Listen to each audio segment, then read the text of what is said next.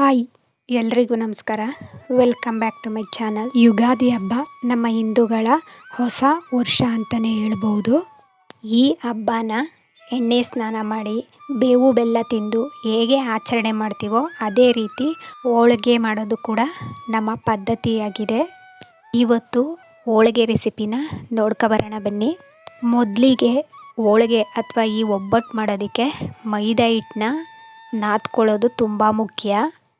ಮೈದಾ ಹಿಟ್ಟನ್ನ ನಾದ್ಕೊಳ್ಳೋದಕ್ಕೆ ಮೊದಲಿಗೆ ಒಂದು ಬೌಲ್ ತಗೊಂಡು ಅದಕ್ಕೆ 3/4 kg ಮೈದಾನ ಸೇರಿಸಿ, ಒಂದು ಚಿಕ್ಕ ಬೌಲ್ನಷ್ಟು ರವೆನ ಸೇರಿಸಿ, ಜೊತೆಗೆ ಅರಿಶಿನ ಮತ್ತು ಒಂದು ಚಿಟಿಕೆ ಉಪ್ಪು ಇಷ್ಟನ್ನು ಸೇರಿಸಿ ಮೊದಲು ಚೆನ್ನಾಗಿ ಮಿಕ್ಸ್ ಮಾಡಿಕೊಂಡು ನಂತರ ಸ್ವಲ್ಪನೇ ನೀರು ಹಾಕಿ ಕಲಿಸ್ಕೋಬೇಕು.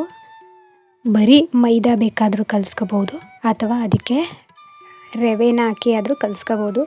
ರವೆ ಆಪ್ಷನಲ್ಲು, ಬೇಕು ಅಂತ ಹೇಳಿದ್ರೆ ಹಾಕ್ಕೋಬೋದು, ಇಲ್ಲ ಅಂತ ಹೇಳಿದ್ರೆ ಸ್ಕಿಪ್ ಮಾಡ್ಬೋದು. ಆದರೆ ರವೆನ ಹಾಕಿ ಕಲಿಸ್ಕೊಳ್ಳೋದ್ರಿಂದ ಒಬ್ಬಟ್ಟು ತುಂಬಾ ಚೆನ್ನಾಗಿ ಬರುತ್ತೆ.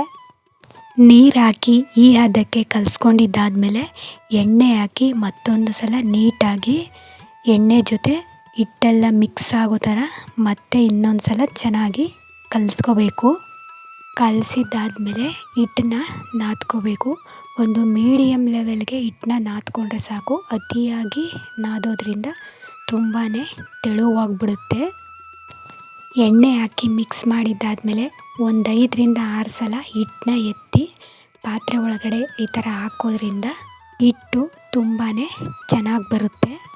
ಅಥವಾ ಕಿಚನ್ದು ಶೆಲ್ಫ್ ಇರುತ್ತಲ್ಲ ಅದ್ರ ಮೇಲಾದರೂ ಹಿಟ್ಟನ್ನ ಹಾಕ್ಕೊಂಡು ನಾದ್ಕೋಬೋದು. ನಾನಿಲ್ಲಿ ಪಾತ್ರೆ ಒಳಗಡೆ ನಾದ್ಕೋತಾ ಇದ್ದೀನಿ. ಈ ಥರ ನಾದಿದ್ದಾದಮೇಲೆ ಮೇಲ್ಗಡೆ ಸ್ವಲ್ಪ ಎಣ್ಣೆ ಹಾಕಿ ಒಂದು ಪ್ಲೇಟ್ನ ಮುಚ್ಚಿ ಸೈಡ್ಗೆ ಎತ್ತಿಟ್ಕೋತಾ ಇದ್ದೀನಿ.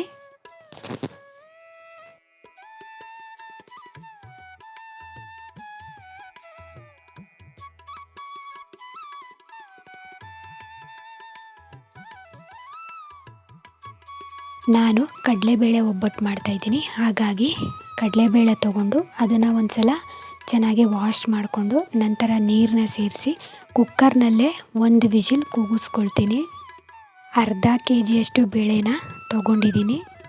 1 ವಿಜಿಲ್ ಕೂಗಿದ್ದಾದಮೇಲೆ ಇನ್ನೂ ಸ್ವಲ್ಪ ಬಿಸಿ ಇರೋವಾಗೇ ಕುಕ್ಕರ್ ವಿಜಿಲ್ನ ಎತ್ತಿ ಲಿಡ್ನ ಓಪನ್ ಮಾಡಿಕೊಂಡೆ. ಕಾಳು ಇನ್ನೂ ಸ್ವಲ್ಪ ಬೇಯಬೇಕಾಗಿತ್ತು. ಹಾಗಾಗಿ ಒಲೆ ಮೇಲಿಟ್ಟು ಮತ್ತೊಂದು ಸಾರಿ ಬೇಯಿಸ್ಕೊತಾ ಇದ್ದೀನಿ. ಒಂದು ಸಲ ಕೂಗಿದ್ದಾದಮೇಲೆ ಲಿಡ್ನ ಓಪನ್ ಮಾಡಿಲ್ಲ ಅಂತ ಹೇಳಿದ್ರೆ ಅದು ತಣ್ಣಗಾಗೋ ತನಕನೂ ಇದ್ದರೆ ಒಂದೊಂದು ಸಲ ಕಾಳು ತುಂಬ ಬೆಂದೋಗ್ಬಿಡುತ್ತೆ. ಹಾಗಾಗಿ 1 ವಿಜಿಲ್ ಕೂಗಿಸ್ಬಿಟ್ಟು ಅರ್ಧದಲ್ಲೇ ವಿಜಿಲ್ನ ಎತ್ತಿಬಿಡ್ತೀನಿ. ತೊಗರಿಬೇಳೆ ಒಬ್ಬಟ್ಟಾದರೆ ಬೇಳೆನ ಕುಕ್ಕರ್ಗೆ ಹಾಕ್ಬಾರ್ದು, ಹಾಗೇ ಬೇಯಿಸ್ಕೋಬೇಕು. ಕಡಲೆಬೇಳೆನ ಈ ಥರ ಹಾಕಿ ಮಾಡಿಕೊಂಡ್ರೆ ನಡೆಯುತ್ತೆ. ಈಗ ಕಾಳು ಬೆಂದಿದೆ. ಸ್ಟವ್ನ ಆಫ್ ಮಾಡಿ ಕಾಳು ಬಸಿಯೋ ಪಾತ್ರೆನ ಯೂಸ್ ಮಾಡಿಕೊಂಡು ಕಾಳನ್ನ ನೀರಿಂದ ಸಪ್ರೇಟ್ ಮಾಡ್ಕೋತಾ ಇದ್ದೀನಿ. ಈಗ ಇನ್ನೊಂದು ಪಾತ್ರೆ ಇಟ್ಟು ಅದಕ್ಕೆ ಬೆಲ್ಲನ ಚೆಚ್ಚಿ ಪುಡಿ ಮಾಡಿ ಹಾಕ್ಕೊಂಡಿದ್ದೀನಿ.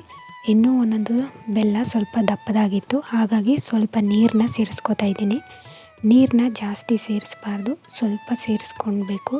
ಬೆಲ್ಲ ಕರಗುವಷ್ಟು ಸೇರಿಸ್ಕೊಂಡ್ರೆ ಸಾಕು. ಈ ಥರ ಬೆಲ್ಲನ ಕರಗಿಸಿ ಮಾಡ್ಕೊಳ್ಳೋದ್ರಿಂದ ರುಬ್ಬೋದಕ್ಕೆ ಈಸಿ ಆಗುತ್ತೆ. ಬೆಲ್ಲ ಕರಗಿದ್ದಾದಮೇಲೆ ತೆಂಗಿನಕಾಯಿನ ತುರಿದಿಟ್ಕೊಂಡಿದ್ದೆ, ಅದನ್ನು ಸೇರಿಸ್ಕೊತಾ ಇದ್ದೀನಿ. ನಾನಿಲ್ಲಿ 3 ತೆಂಗಿನಕಾಯಿನ ತಗೊಂಡು ತುರಿದು ಎತ್ತಿಟ್ಕೊಂಡಿದ್ದೆ. ಮತ್ತು ಒಂದು 5ರಿಂದ 6 ಏಲಕ್ಕಿ ಕಾಯಿನ ಸೇರಿಸ್ಕೊತಾ ಇದ್ದೀನಿ. ಜೊತೆಗೆ ಕಾಳನ್ನು ಸೇರಿಸಿ ಚೆನ್ನಾಗಿ ಹುರ್ಕೊಂಡು ಎತ್ತಿಟ್ಕೊತಾ ಇದ್ದೀನಿ. ತೆಂಗಿನಕಾಯಿ ಎಲ್ಲ ಚೆನ್ನಾಗಿ ಕಲರ್ ಚೇಂಜ್ ಆಗಬೇಕು, ಅಲ್ಲಿ ತನಕ ಚೆನ್ನಾಗಿ ಫ್ರೈ ಮಾಡಿಕೊಂಡು ಎತ್ತಿಟ್ಕೊತೀನಿ. ಫ್ರೈ ಮಾಡಿದ್ದಾದಮೇಲೆ ಅದನ್ನು ತಣ್ಣಗಾಗೋದಕ್ಕೆ ಬಿಡ್ತೀನಿ. ತಣ್ಣಗಾದ ನಂತರ ಕರೆಂಟ್ ಇರಲಿಲ್ಲ, ಹೊರಟೋಗಿತ್ತು. ಹಾಗಾಗಿ ಒಳಕಲ್ಲಲ್ಲೇ ರುಬ್ಕೊಳ್ಳೋಣ ಅಂತ ಹೇಳಿ ರುಬ್ಕೋತಾ ಇದ್ದೀನಿ. ಮಿಕ್ಸಿಗೆ ಹಾಕಿ ರುಬ್ಬೋದಕ್ಕಿಂತ ಈ ಒಳಕಲ್ಲಲ್ಲಿ ರುಬ್ಬಿದ್ರೆ ಎಷ್ಟು ಚೆಂದ ಅಲ್ವಾ. ತುಂಬ ಬೇಗನೂ ಸಹ ರುಬ್ಕೋಬೋದು. ನಾವು ಜಾಸ್ತಿ ಕ್ವಾಂಟಿಟಿಲಿ ಮಾಡ್ತೀವಿ ಅಂದಾಗ ಈ ಥರ ಕಲ್ಲಲ್ಲಿ ಮಾಡಿದ್ರೇ ಚೆಂದ. ಮಿಕ್ಸಿನಲ್ಲಾದರೆ ಸ್ವಲ್ಪ ಹೊತ್ತು ಬಿಟ್ಟು ಬಿಟ್ಟು ರುಬ್ಕೋಬೇಕಾಗುತ್ತೆ ಅಥವಾ ಗ್ರೈಂಡರ್ನ ಯೂಸ್ ಮಾಡಬೇಕಾಗುತ್ತೆ.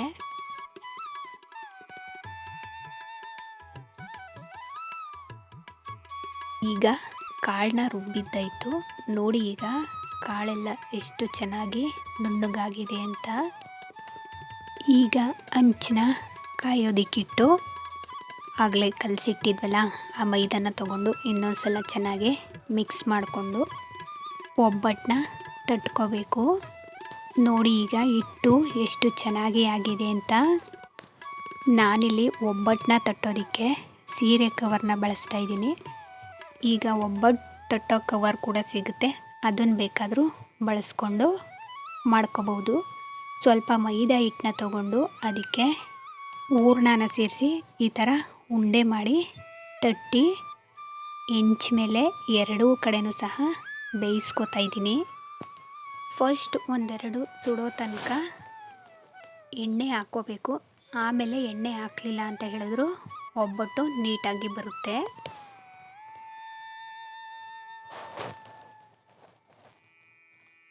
ಹೆಂಚು ಕಾದಿದೆ, ಸ್ವಲ್ಪ ಎಣ್ಣೆನೂ ಸಹ ಸವರ್ಕೊಂಡಿದ್ದೀನಿ. ಈಗ ಒಬ್ಬಟ್ಟನ್ನ ತಟ್ಟಿ ಅದ್ರ ಮೇಲೆ ಹಾಕಿ ಬೇಯಿಸ್ಕೊತಾ ಇದ್ದೀನಿ. ನೋಡಿ ಎಷ್ಟು ಚೆನ್ನಾಗಿ ಉಬ್ತಾ ಇದೆ ಅಂತ ಹೇಳಿ. ತುಂಬಾ ಚೆನ್ನಾಗಾಗುತ್ತೆ, ಸಾಫ್ಟಾಗೂ ಕೂಡ ಇರುತ್ತೆ. ತುಪ್ಪ ಅಥವಾ ಕಾಯಿ ಹಾಲು ಜೊತೆ ತಿನ್ಬೋದು. ಈ ವಿಧಾನದಲ್ಲಿ ನೀವು ಒಂದ್ಸಲ ಟ್ರೈ ಮಾಡಿ ಹೇಗೆ ಬಂದಿದೆ ಅಂತ ಹೇಳಿ ಕಮೆಂಟ್ ಮಾಡಿ ತಿಳಿಸಿ. ಹಾಗೆಯೇ ಈ ವಿಡಿಯೋ ನಿಮಗೆ ಇಷ್ಟ ಆಗಿದರೆ ಒಂದು ಲೈಕ್ ಮಾಡಿ, ಶೇರ್ ಮಾಡಿ, ಸಬ್ಸ್ಕ್ರೈಬ್ ಮಾಡಿಕೊಂಡು ನನ್ನ ಚಾನಲ್ಗೆ ಸಪೋರ್ಟ್ ಮಾಡಿ. Thank you for watching.